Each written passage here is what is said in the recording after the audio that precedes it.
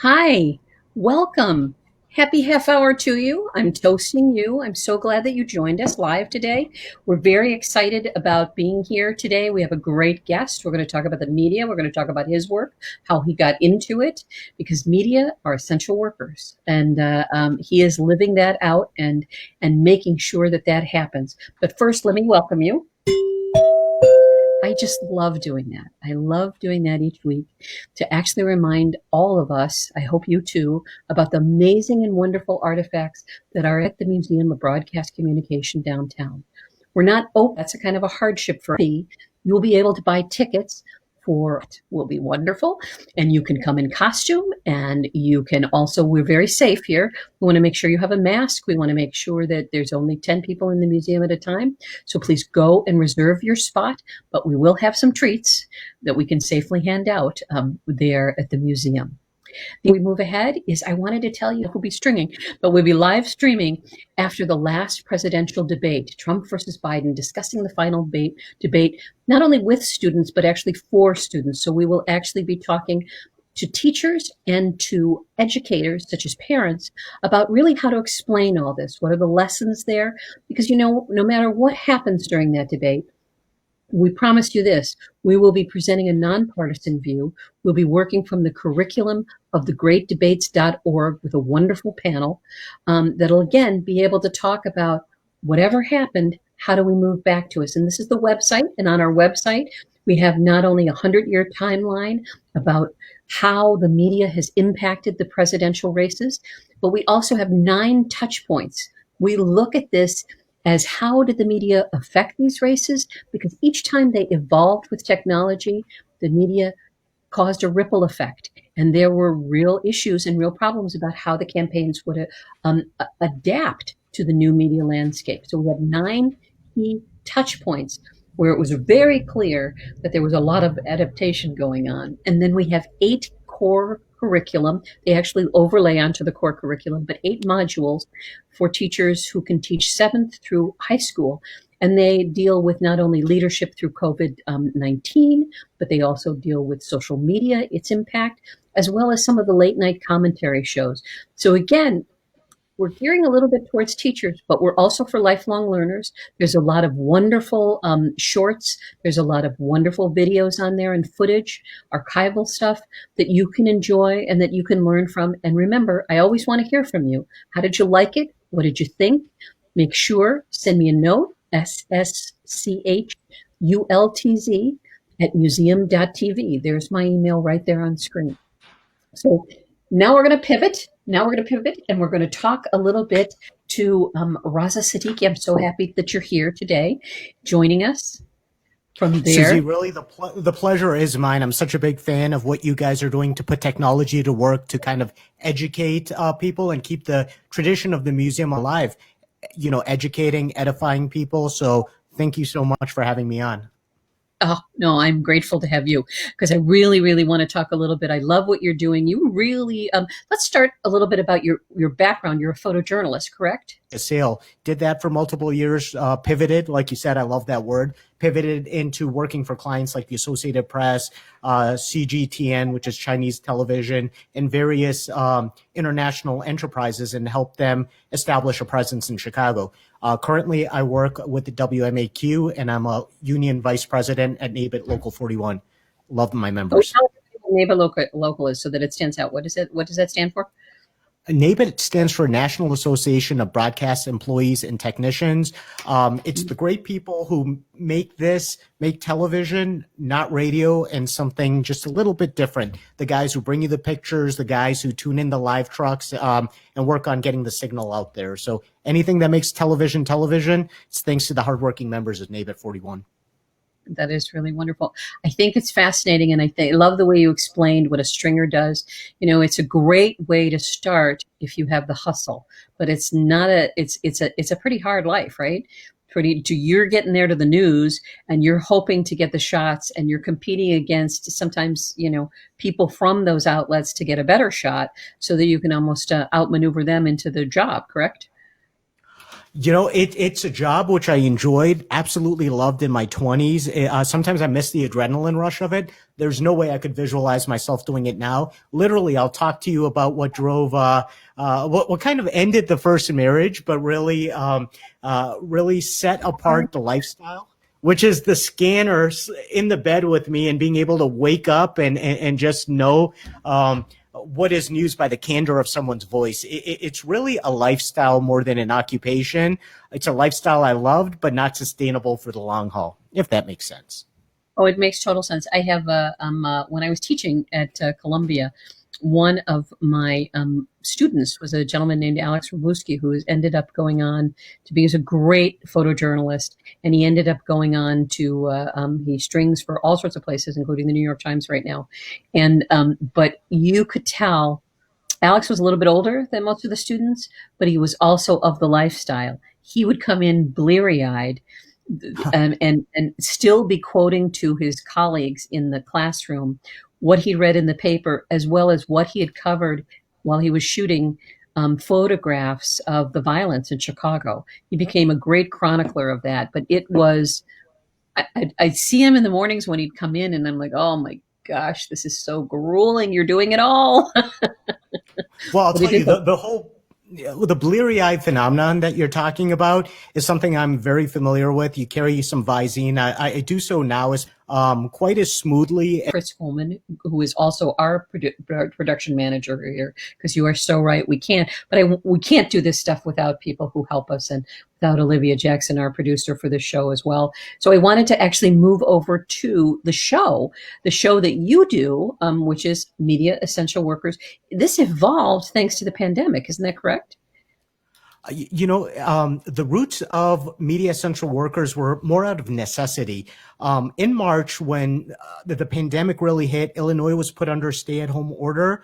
That's when this pandemic affected most of us, but most of the people in my local, in the union, who work in sports production were affected a few weeks earlier. Sports were canceled. So a lot of these people were put without work, and they wanted no information as to how to file for unemployment, basically the resources available to them. So this started out of necessity to be a question answer seminar for them, to basically have people communicate with each other. This worked for me. This worked for me. Why don't you try it this way? And kind of try to help people as much as we can. We also were able to chronicle a lot of grants. The Chicago Headline Club, a lot of agencies kind of really stepped up and said, we're willing to help journalists. We're willing to help keep these resources of good, great journalism in our community. So it was kind of and I'm so glad you said that. Hopefully it'll be on your Facebook post too. It's Media Essential Workers on Facebook and on YouTube. Please be very careful when you type that, because it appears that there are two, but the authentic, genuine one is the one with about 4,000 members, the one with the 100 members. Check it out if you want to, but that logo you'll see. And I love, again, the term media essential workers. It is something that has actually evolved during this pandemic. Is media are not considered essential workers, and in reality they are. They're so essential. The communications, the information. I mean, we're dependent upon them, especially when we have been in lockdowns, to really tell us what's going on, to get that information. Why do you think it is that they were left out of that category? Well, I think it's a matter of perception, because here's the thing. As journalists, we are storytellers of the community. We go out there, we cover the other frontline workers, but we're told in journalism, never make the story about yourself. However, we're part of the story, right? It's just like when Hurricane Katrina hit New Orleans. The journalists who were out there covering it were very much affected by it. And it's one of those situations, I believe, where we need to tell the stories of the storytellers, because Tracy Baim, who publisher of the Chicago Reader, one of the owners of Windy City Times, I love how she says this. She says journalism is the first draft to history. And unless we chronicle the history of the storytellers along with everything else, we really do a disservice in terms of painting all the nuances of what it is that we're going through. I will say that is not a quote that originated with Tracy, but it is Okay. an excellent quote. And Tracy is an amazing journalist who's been at the forefront of making sure that so many stories, including the essential stories of the LGBTQ community, in Chicago and across the country. She literally wrote the book on the LGBTQ community and the journalists who have who sprung up all over the country because those stories were not being told. She's deep in that pocket. But I No, do think, I'm sorry. I was just saying it's vital that the stories of these communities be told. Tracy was a guest on our show as well and kind of talked about that, as did Eitan Mikhaili, who wrote about the Chicago Defender. And I just think it's great to get this perspective of people who work in journalism to really tell the stories. Sorry to throw that out there real quick. no. Eitan is just an amazing journalist as well. The book that he wrote on the Chicago Defender is really a definitive book on something that has been crucial and vital to the Black press across the country in getting the word out, not only for people today, but historically. If you look at that and the work that was done with the Pullman Porters distributing that, that has a lot to do with the Freedom Trail and with the Civil Rights Movement. So there's a great history in Chicago of journalism, and again, I get really frustrated that we are in an era where journalists are being demonized.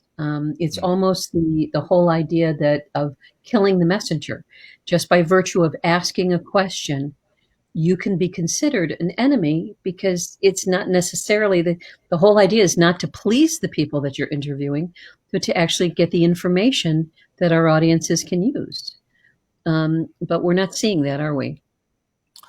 You know what, we've seen kind of the opposite of that, but you will try to see a profile of that on Media Central Workers. That's one of the things that we are trying to fight is this whole thing of fake news. One of the messages we want to get out there is, hey, we're real people with real families who are out there not to sell propaganda, but to tell a story, to try to get the views we can. And I think sometimes actually getting to know the journalists, getting to know the fact that, hey, this is the person who's delivering the news. They have a family. They're leaving and working in a pandemic to tell a story. I think sometimes by getting to know someone, it's hard to demonize them, right? You get to know the person and perhaps have a discussion of their values. That's why I told you I'd love to do this live, because I believe by doing something live and having that interaction, that question answer situation that gets people out of their echo chambers is the best way to educate people. Some of my best comments are the ones who come at me and really come at me and attack what I'm standing for. And at least it gives me a chance to dialogue. Maybe I change their mind, maybe I don't, but I at least give them a perspective.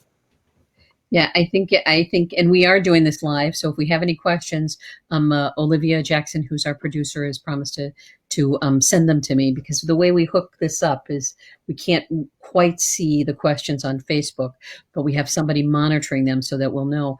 But yeah, I do think that one of the failings of the press, of the media, is that they really don't tell their own story well. And I think that attitude that you referenced earlier, which is, that it's more insider ball game stuff, is the one that, as an editor and as a magazine editor, has always frustrated me, because I think people love the behind the scenes story. They love to know what is going on behind the typewriter, behind the camera, behind the keyboard, behind the whatever it is that you're broadcasting on. And journalists sometimes refuse to talk about it. And so the transparency of their work is not always clear. You see a story that may be, 500 words, but you don't understand that it took a journalist maybe a week to do that.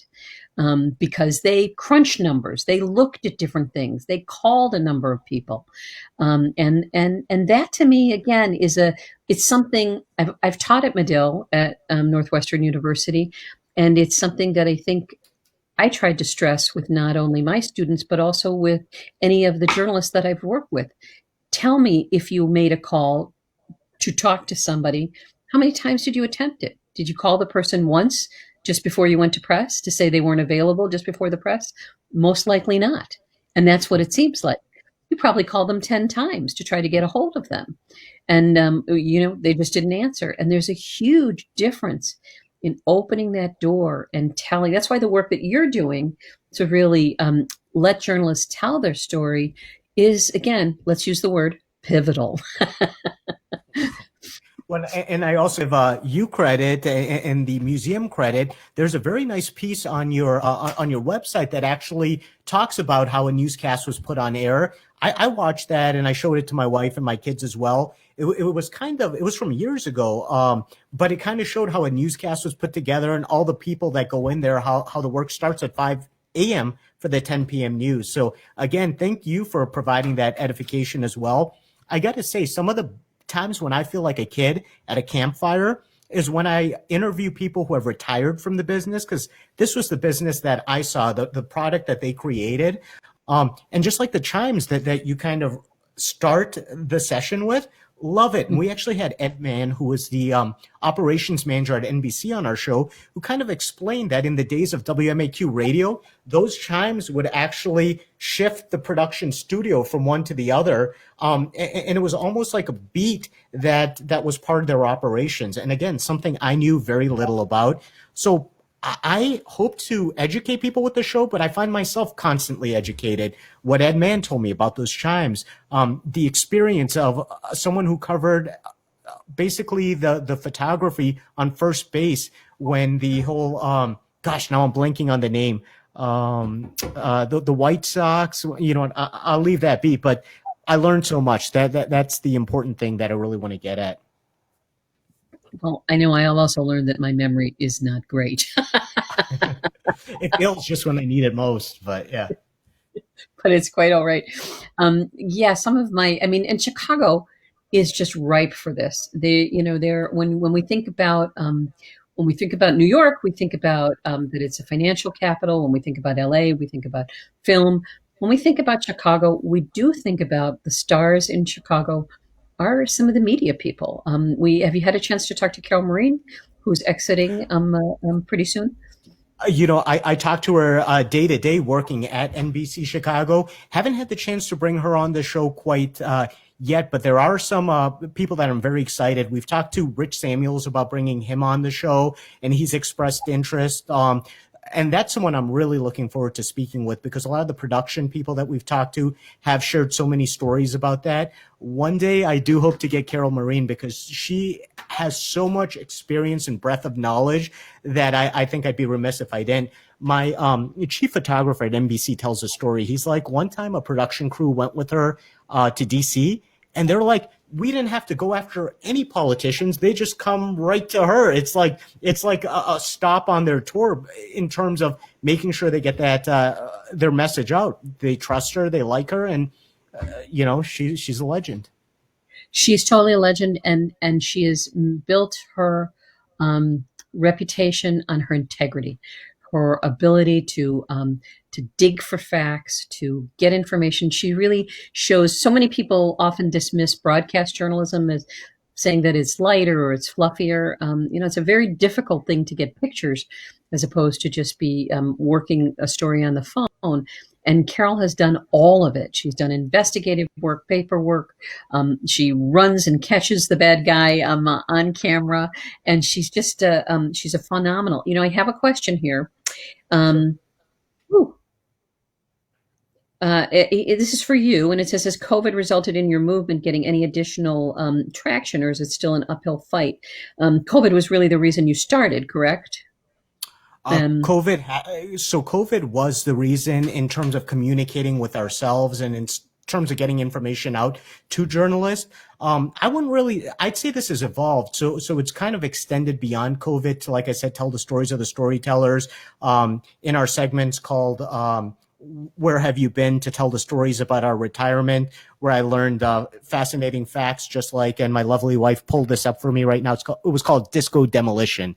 Disco demolition was the term I was looking for before, but it really has evolved. And I will say this, when I started, I think I maybe had, you know, how many ever people I had, and it's grown to 4,500, but I don't think it's because of COVID anymore. I think it's because of the inspiration people get when they hear the stories about journalists, when they get in forum to talk to each other. It's an opportunity that we get. We're physically separated. When we're out there covering news now, we don't report to the station anymore. We report to news stories, and that's it. It's a good way for us to keep in contact with each other. So in that respect, it's received traction in terms of just connectivity. It certainly can be a lonely business, especially during the pandemic when you are not checking in and working side by side by colleagues, because it is kind of it's not even kind of, it is a very difficult business. It is to be able to get it right, to be able to get it either on the air or in print or online or on the radio on time. The constraints are just horrific in so many different ways, and so there are so many times where I marvel watching the news myself and listening to the news and just saying, how is it that this could be done? How is it possible? And now there are fewer journalists out there. We've had too many cutbacks. We've had cutbacks as the industry has shrunk, and again, we've experienced all these layoffs because of what is going on with COVID at a time when we need more journalists more than ever to be looking into what's going on. So that is, it's a depressing state, but I love that you're finding so many optimistic things about those that you're meeting and those that you're talking to. Well, I think it's important. I started off by saying that journalists cover the communities they live in, and this is affected. Obviously, the journalists as well.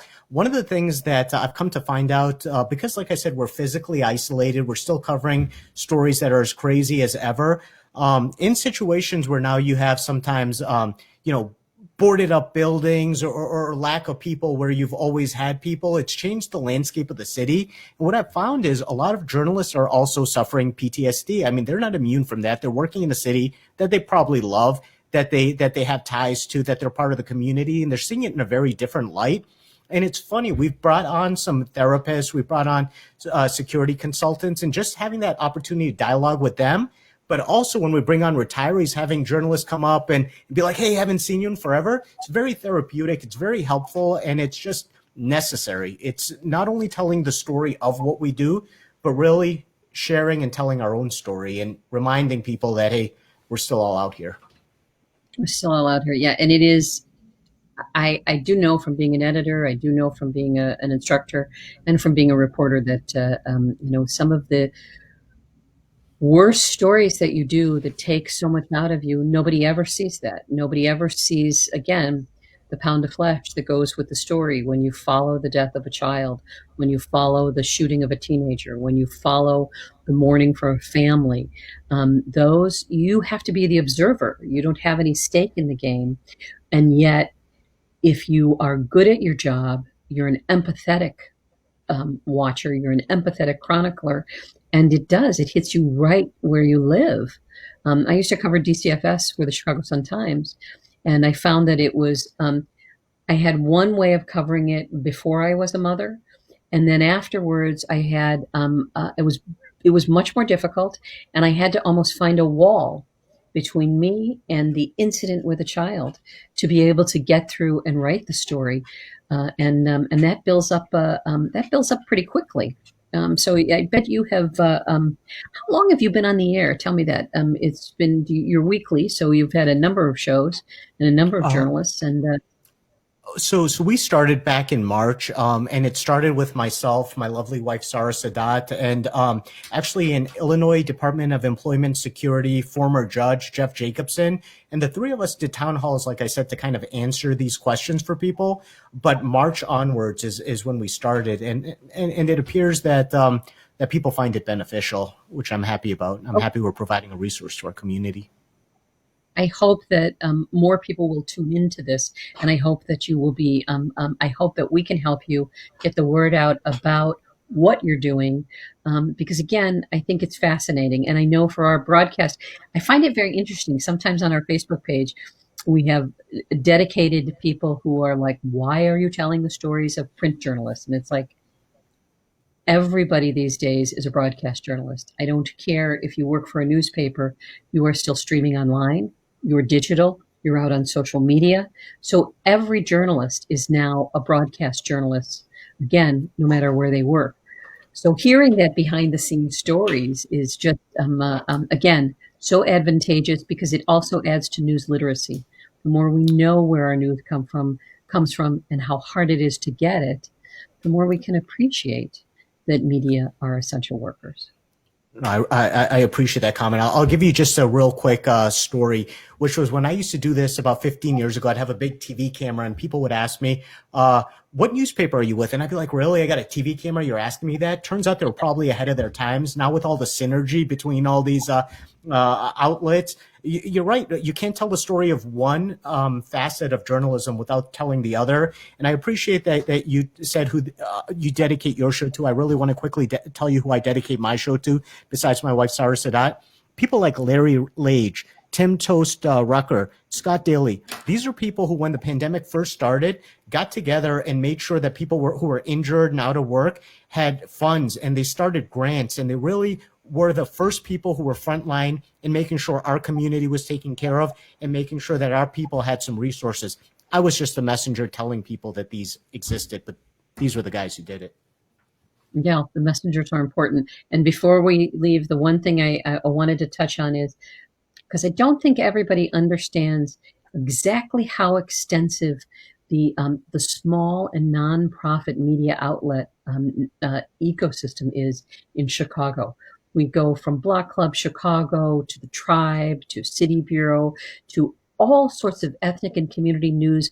We had at one point more than 300 of these outlets. I haven't had a count lately. I'm sure that the pandemic has shrunk everything, but I do know, we were the important place for, there were four Ukrainian newspapers here in Chicago that get the community news in a language that they understand. There's a Lithuanian paper here in Chicago. There's all sorts of amazing outlets, and their work in community news is again crucial to keep people informed.